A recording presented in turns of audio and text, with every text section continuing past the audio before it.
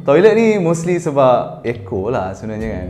Kalau kita masuk studio, kalau siapa ada pengalaman masuk studio, kita pakai kita punya ni kan, earphone tu kan. And then studio kebanyakannya dia dah ada dah the reverb, the studio reverb kan. So bila kita cakap tu macam, best juga suara aku kan sebenarnya. So it's about feedback yang kita dapat. Kita bercakap sebenarnya bunyi itu kembali pada telinga kita, tapi bergantung kepada environment. So kalau environment tu memang bergema, memang kita akan rasa sedap sebab kita boleh dapat feedback. Kita akan directly dapat feedback dan kita akan dengar certain frekuensi pada suara. Contoh kalau saya cakap biasa dalam keadaan ruang yang biasa, jauh kan, suara tu dia pergi jauh. So feedback yang saya dapat mungkin certain frekuensi saja. Tapi kalau ruangnya mudah untuk dia dipantulkan, maka saya akan dengar frekuensi-frekuensi yang saya tak dengar dalam keadaan yang biasa. Contoh frekuensi, kita boleh dengar lebih bass, kita boleh dengar gema, efek gema tu sendiri kita boleh dengar. So dalam toilet itulah yang berlaku. So bila kita dengar benda tu, kita akan rasa lagi best suara kita sebab ada efek. Tapi kalau lari pitching pun sama je.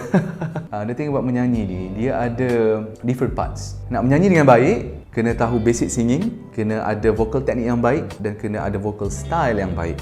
So basic singing ni is about pendengaran kita. Maksudnya kita dengar bunyi tu betul ke tak betul, dan kita keluarkan suara kita sama ke tak dengan apa yang kita dengar. So kalau kita ni jenis tone deaf, padahal dia boleh dilatih sebenarnya, kalau kita ni tidak boleh membuat bunyi yang bertepatan dengan apa yang sepatutnya kita buat, maka suara sedap macam mana pun duduk dalam toilet pun sebenarnya dia akan tunggalangan juga. Tapi kalau kita tak ada masalah in terms of, kita sebut do re mi fa sol la ti do tu betul, maksudnya bunyi dia tu betul. In terms of vocal technique tu sendiri, dia akan, bila kita tambah efek, dia akan bunyi sedap. So saya boleh katakan sebenarnya tak semestinya jugalah masuk toilet ni, asalkan kita tahu nak nyanyi tu macam mana, tahu bunyi-bunyian tu mana tinggi dan rendahnya, insyaAllah sedap lah dalam toilet. Sebab efek tu lah mostly. Antara sebab lah kenapa saya rasa saya suka buat benda ni, sebab saya nak encourage orang untuk release tension dengan nyanyian. Dan apa yang saya sampaikan juga, selalu saya sampaikan adalah, kita nak release tension tapi jangan sampai menjadi bertambah tension. Setengah orang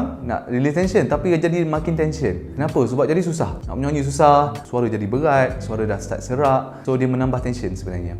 So that is why apa yang saya buat lah. Kenapa saya promote healthy voice use untuk penggunaan suara lah. But saya sendiri personally memang selalulah kat rumah tu memang menyanyi je kerja.